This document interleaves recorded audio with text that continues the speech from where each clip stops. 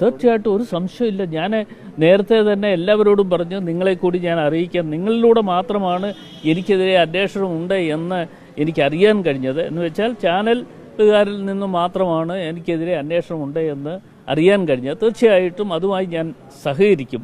പക്ഷേ ഒരു കാര്യമുണ്ട്, അത് സഹകരിക്കുമെന്ന് പറയുമ്പോൾ ഇവിടെ പോറ്റിയുമായി ബന്ധപ്പെട്ടുകൊണ്ട്, ഉണ്ണികൃഷ്ണൻ പോറ്റിയുമായി ബന്ധപ്പെട്ടുകൊണ്ട് നിരവധി ആളുകൾ അദ്ദേഹത്തോടൊപ്പം ഫോട്ടോ എടുത്തിട്ടുണ്ട്. നിരവധി ആളുകൾ, അത് കേരളത്തിൻ്റെ മുഖ്യമന്ത്രി ഉൾപ്പെടെയുള്ള ആളുകളുണ്ട്. ഇപ്പോൾ അടൂർ പ്രകാശിൻ്റെ ഒരു ചിത്രം കണ്ടു എന്നുള്ളത് കൊണ്ട് അടൂർ പ്രകാശ് ഇതിനകത്തൊന്നും മാറി നിൽക്കുന്നില്ല. എനിക്ക് പറയാനുള്ള കാര്യങ്ങൾ SIT എന്നെ വിളിച്ചാൽ കൃത്യമായുള്ള കാര്യങ്ങൾ ഞാൻ അവിടെ പറയും. അതിലൊരു സംശയം അല്ലല്ല, ഞാൻ അങ്ങനെ ഉത്തരം ഞാൻ പറഞ്ഞില്ല. നിങ്ങളത് വളച്ചൊടിക്കാൻ ശ്രമിക്കേണ്ട. ഇല്ല, ഞാൻ ഒന്ന് പറയട്ടെ. ഇത് ഇദ്ദേഹത്തിന് ഈ റിപ്പോർട്ടർ ചാനലിനെ ഒരു ഇച്ചിരി കുഴപ്പമുണ്ട്. അതുകൊണ്ട് അദ്ദേഹത്തോട് ആദ്യം പറയട്ടെ, സോണിയാഗാന്ധിയെ എന്തിനു കണ്ടു എന്ന് എന്നോട് ഇപ്പോൾ ആരെങ്കിലും ചോദിച്ചോ? ഞാനല്ലല്ലോ പറയേണ്ടത്, അത് എനിക്ക് പറയാൻ പറ്റില്ല. ഞാൻ എൻ്റെ നിയോജകമണ്ഡലത്തിൽപ്പെട്ട ഒരു വ്യക്തിയാണ് ഈ ഉണ്ണികൃഷ്ണൻ പോറ്റി. ആ ഉണ്ണികൃഷ്ണൻ പോറ്റി ആയി ബന്ധപ്പെട്ടുകൊണ്ട്, ഇയാൾ കള്ളനാണെന്നോ കാട്ടുകള്ളനാണെന്നോ കൊള്ളക്കാരനാണെന്നോ അറിഞ്ഞുകൊണ്ടല്ല അയാൾ എന്നെ കാണുന്നതും പരിചയപ്പെട്ടതിന് ശേഷം അയാൾ ഇവിടെ ശബരിമലയിൽ അന്നദാനം നടത്തുന്നുണ്ട്. അതിൻ്റെ ഉദ്ഘാടനം നടത്താൻ എത്തണം എന്ന് എന്നോട് ആവശ്യപ്പെട്ടു.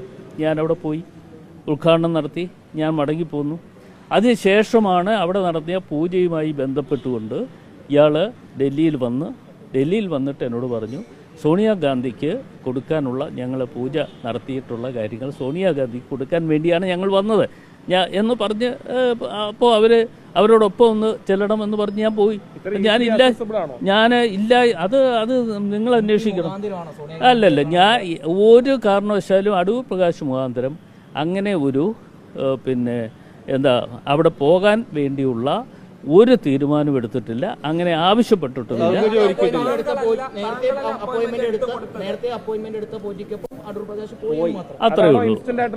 അത്രേ ഉള്ളൂ. അല്ല, നിങ്ങൾ ആഗ്രഹിക്കുന്ന പോലെ സോണിയാഗാന്ധിയോടൊപ്പം ഞാൻ ഒരു കാര്യം ചോദിക്കട്ടെ. അല്ല, പ്ലാൻ ചെയ്തൊന്നുമല്ല. ഇയാള് അവിടെ വന്നിട്ടാണ് എന്നെ ഫോൺ ചെയ്തു എന്നോട് പറഞ്ഞു, ഇങ്ങനെ നാളെ അപ്പോയിൻമെൻറ്റ് എനിക്ക് കിട്ടിയിട്ടുണ്ട്, അതുകൊണ്ട് സോണിയാഗാന്ധിയെ കാണാൻ പോകുന്നുണ്ട്. അപ്പോൾ MP എന്നുള്ള നിലയിൽ അങ്ങോട്ട് വരികയാണെങ്കിൽ നല്ലതാണ്. അതെ സോണിയാഗാന്ധി പോലെ രാജ്യത്തിന് ഏറ്റവും സുരക്ഷയുള്ള ഒരാളുടെ അടുത്ത് ഈ സ്ഥലം MP പോലും അറിയാതെ അവർ പെർമിഷൻ എടുക്കുന്നു, പിന്നീടാണ് താങ്കളെ കൂടെ വരുമോ എന്ന് ചോദിക്കുന്നത്. അതൊക്കെ എങ്ങനെയാണ്? അല്ല, ഞാൻ ഒരു കാര്യം പറയട്ടെ. സോണിയാഗാന്ധിയെ സംബന്ധിച്ചിടത്തോളം ദേശീയ അടിസ്ഥാനത്തിൽ അവിടെ ആരൊക്കെ വരുന്നു, എത്രയോ ആളുകൾ അവരുടെ അപ്പോയിൻമെൻറ്റ് വാങ്ങി ഓരോ ദിവസവും സോണിയാഗാന്ധിയെ കാണുന്നുണ്ട്. സോണിയാഗാന്ധിയെ കാണുകയും സോണിയാഗാന്ധിയുടെ മുമ്പിൽ പോയി അവർ പറയാനുള്ള കാര്യങ്ങളൊക്കെ പറയുകയും ചെയ്യുന്ന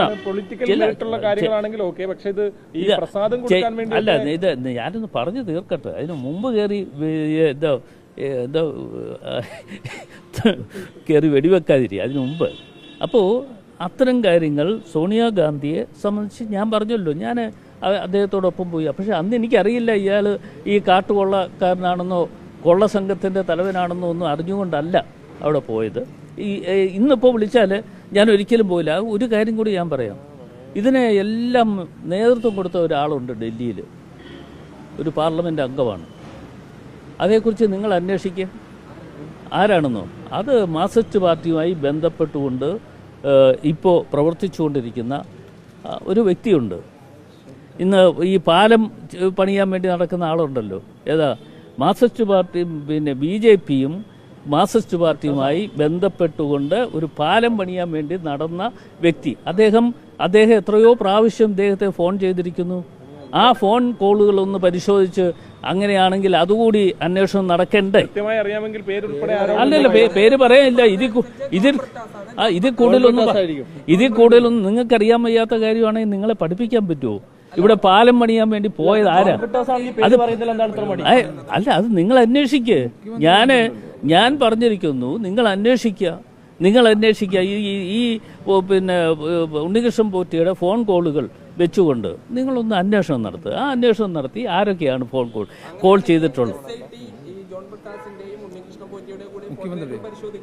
ഒരുപാട് പേരുടെ ഫോട്ടോ ഇല്ലേ?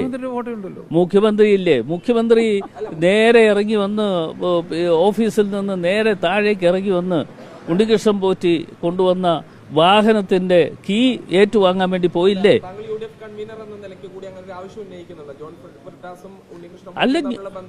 അല്ല, അത് അന്വേഷിക്കണം. അതും അന്വേഷിക്കേണ്ടതാണ്.